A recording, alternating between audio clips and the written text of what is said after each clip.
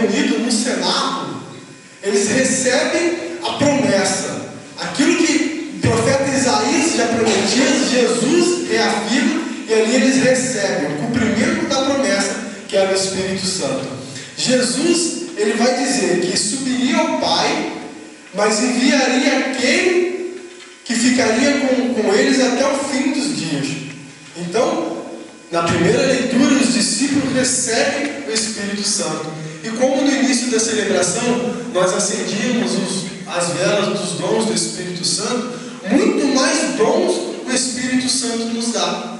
E ali é engraçado que nessa primeira leitura, o Espírito Santo ele vai dar o dom de falar em línguas estranhas. E o que é esse dom? Exatamente o que está em Atos dos Apóstolos. Não é o que nós praticamos no grupo de oração, mas sim ali é um dom de falar em línguas estranhas. Por exemplo, eles eram, a própria palavra vai dizer que eles eram de nacionalidades diferentes. Eles eram de nacionalidades diferentes, mas todos entendiam na sua língua mãe. Ou seja, é um dom do Espírito Santo para que os discípulos, os apóstolos, pudessem empregar em outras nacionalidades e não ter dificuldade com a sua língua. Eles eram entendidos. Tanto que eles vão dizer, mas eles não são todos gregos? Como que nós conseguimos ouvir ele nas nossas línguas? E aí nós partimos para o Salmo. E o Salmo é uma oração. Nós pedimos o Salmo: enviai o vosso Espírito, Senhor, e toda face da terra renovai. Nós clamamos, nós pedimos, porque somente pela força desse Espírito Santo nós temos condições de renovar. É uma oração muito ousada. Se nós pegarmos aqui, toda a face da terra, é uma ousadia que só através do Espírito Santo nós conseguiremos. E aí eu desafio você a trazer para dentro da sua vida o que esse Espírito Santo precisa renovar, o que esse Espírito Santo precisa fazer novo, de novo. Enviai o vosso Espírito, Senhor, e da terra toda a face renovai. Porque muitas das vezes nós não sabemos pedir, muitas das vezes nós não sabemos o que pedir e como pedir. E por isso que Jesus, na sua misericórdia, ele envia esse Espírito Santo para que através desse Espírito Santo nós possamos pedir. Nós possamos pedir. Envia, Senhor, o vosso Espírito. Repita isso comigo. Enviai, Senhor, o seu Espírito Santo. E renova a minha vida. E na segunda leitura, São Paulo vai nos dizer: Jesus é o Senhor, a não ser pelo Espírito Santo. Se nós dizemos que Jesus é o nosso Senhor, é só através do Espírito Santo. E ainda São Paulo vai nos exortar como igreja.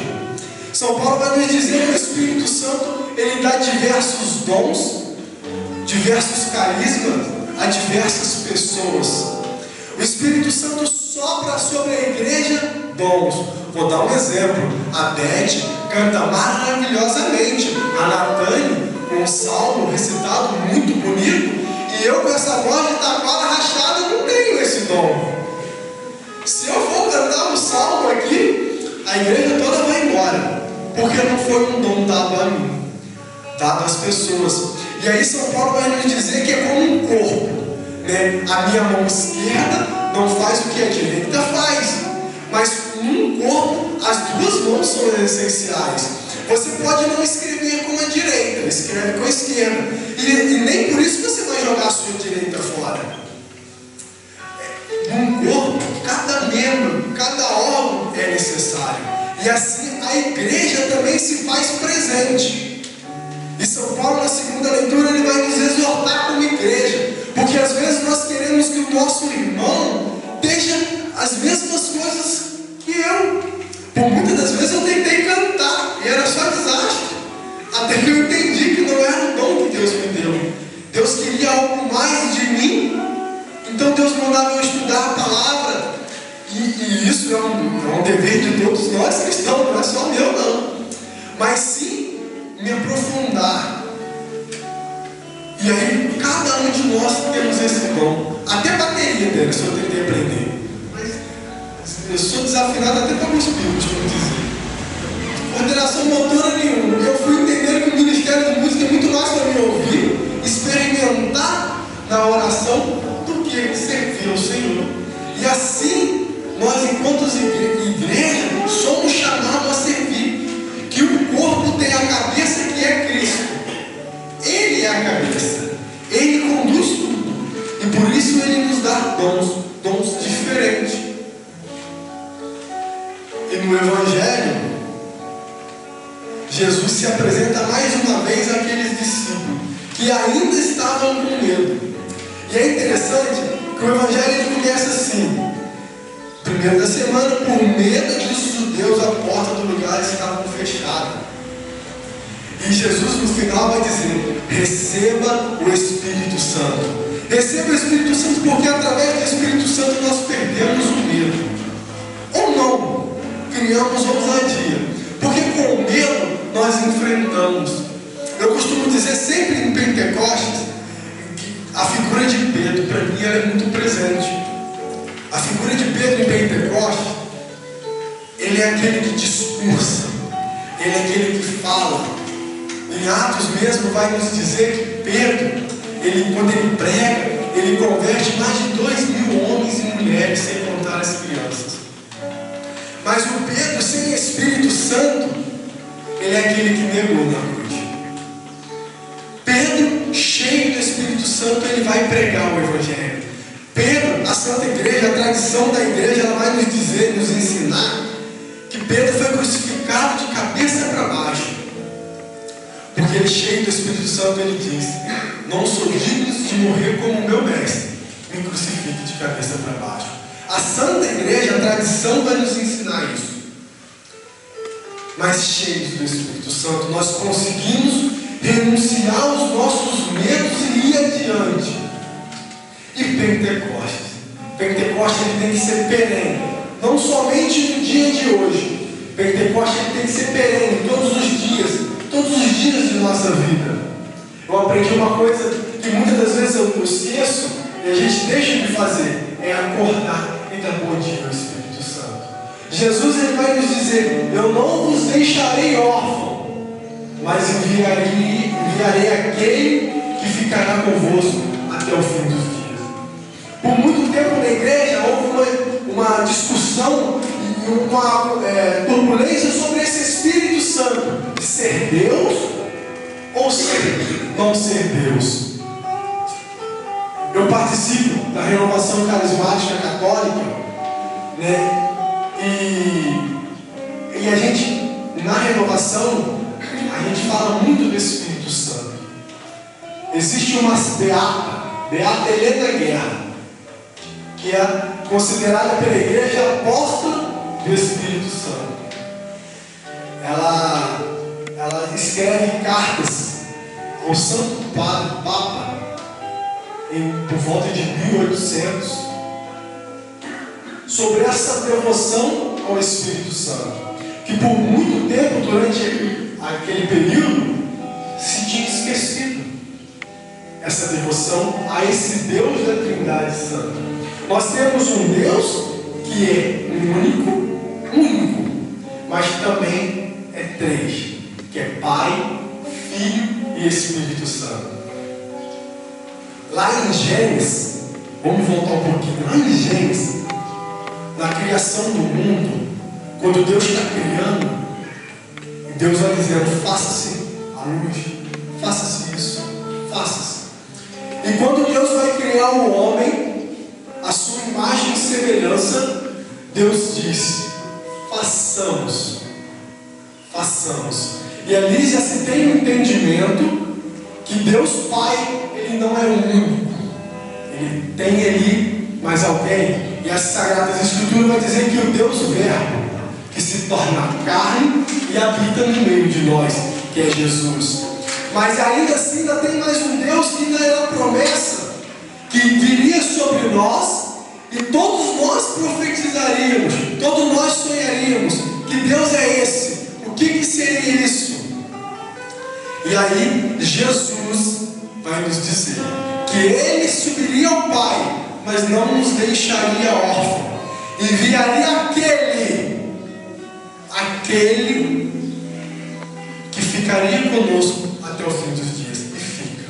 O Espírito Santo está conosco a todo momento. Nesse momento na qual nós dizemos: vinde Espírito Santo, o Espírito Santo se faz presente. O Espírito Santo se faz presente em todas as missas, em todos os momentos de orações. Em tudo que nós clamamos, o Espírito Santo se faz presente na nossa vida. E através desse Espírito Santo, da qual Jesus nos dá, receba o Espírito Santo. Receba o Espírito Santo como uma pessoa, terceira pessoa da Santíssima Trindade. E por muitas das vezes nós deixamos o Espírito Santo de lado. Por muitas das vezes nós não nos envolvemos com aquilo que Deus quer. O Espírito Santo. Jesus ele vai nos dizer que somente pelo Espírito Santo nós conseguimos dizer: Jesus é o meu Senhor. Somente pelo Espírito Santo nós declaramos o senhorio de Jesus sobre a nossa vida. Somente pelo Espírito Santo, eu vou além, meu irmão. Somente pelo Espírito Santo você se faz presente aqui hoje, num domingo frio, na qual nós queríamos estar em casa. Somente pela força do Espírito Santo nós conseguimos pular todas as tribulações. Você pode dizer diversas coisas. Ai, eu vim por conta disso, por conta daquilo. Mas é o Espírito Santo que te impede a estar ouvindo essa palavra. E aí, como eu disse, o que é esse Espírito Santo dentro da igreja? O que nós somos chamados? Eu vou dizer um pouquinho sobre o movimento do qual eu participo. Um movimento que mudou sim a minha vida e a perspectiva do que eu olhava o que é a igreja. O que é ser igreja? É ser um élito diferente, mas no mesmo tempo ser o mesmo. Porque o Espírito Santo ele faz nova todas as coisas, mas ele continua sendo, eu continuo sendo eu. Eu continuo sendo eu com os meus defeitos, com as minhas qualidades. E a renovação carismática católica, por muito tempo, ela teve um nome, né, que a gente fala movimento da renovação carismática católica. E no encontro com o Papa Francisco vai nos exortar, dizer que não mais somos um movimento, mas sim uma corrente de graça do Espírito Santo. Uma corrente de graça que leva a efusão do Espírito Santo a toda a igreja. Não somos detentores do Espírito Santo, longe de nós queremos ser isso. Inclusive, é até não um desabafo, mas como um puxão de orelha. Às vezes a gente acha que a gente é detentor do Espírito Santo. Às vezes nós somos prepotentes por participarmos da renovação, achamos que somos detentores do Espírito Santo. Não. Nós somos um movimento levantado por Deus nesse período a levar o Espírito Santo a toda a igreja. Aquele que experimenta o Espírito Santo, ele é impelido a participar de outros movimentos, às vezes, de outras pastorais, de viver em comunidade. E aí a gente traz de volta o Evangelho, porque o Evangelho ele vai dizer que Pedro era enérgico, era ágil, era ali, Tiago daquela maneira, João mais carinhoso. A igreja de Cristo era diferente. E nós também somos chamados a viver essa diferença. Nós somos chamados a viver Pentecoste. Pentecoste, uma vez o Padre Juarez disse isso, eu guardei no meu coração. Pentecoste é diferente de Babilônia, é o oposto. A torre de Babilônia nós conhecemos ali como a mão de Deus que separa os povos. Não é isso que a gente ouve? A torre de Babilônia. E cada um começa a falar em um idioma, a separação dos povos. E Pentecoste é o oposto, é a união. Pentecoste é a união. Um que falava grego, o outro que falava outro idioma e todos se entendiam. Jesus, através do Espírito Santo, une. E tudo aquilo que é unido é do Espírito Santo.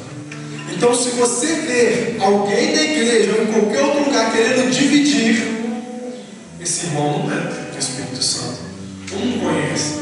Reze por ele. O Espírito Santo é esse Deus de união.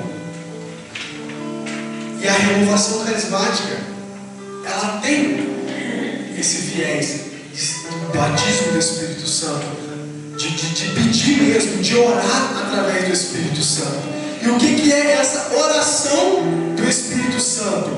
O que é essa oração? O que é aquelas visões que quando você está dentro de um grupo de oração as pessoas falam que tem revelações? Dons do Espírito Santo. Quais são os dons? O dom de sabedoria, do entendimento, do conselho, de ciência, fortaleza, piedade e temor de Deus. Dons do Espírito Santo. Nada mais do que dons da qual você se abre e o Espírito Santo te usa através desses dons. Muitas das vezes a gente fica assustado. Eu fiquei assustado quando eu entrei a primeira vez dentro de um grupo de oração. O que é esse povo? Desculpe o termo, eu achava até que era bem protestante, porque eles achavam que isso existia nas igrejas evangélicas. E aí eu fui conhecer que lá em Duquesne, em 1944, se me falha a memória, eu não estava lá não tenho essa idade toda não. Mas ali foi onde começa a renovação carismática. O que é aquele povo que o Espírito Santo? Por que nas igrejas evangélicas eles tinham e dentro da igreja católica eles não tinham? Então eles decidem fazer um seminário e pedir o Espírito Santo. E é interessante, por que eu estou contando essa história? Estou fugindo talvez até um pouco do Evangelho, mas eu quero deixar bem claro aqui que é Pentecostes.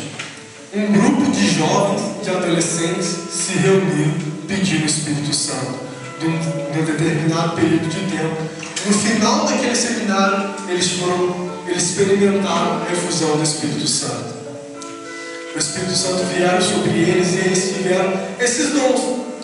O que eu quero dizer com isso? Que em tempos, Deus levanta pessoas dentro da igreja para nos revelar algo, como os santos. São Padre Pio, São Francisco de Assis, São João Bosco. De tempos em tempos, Deus levanta pessoas para nos revelar.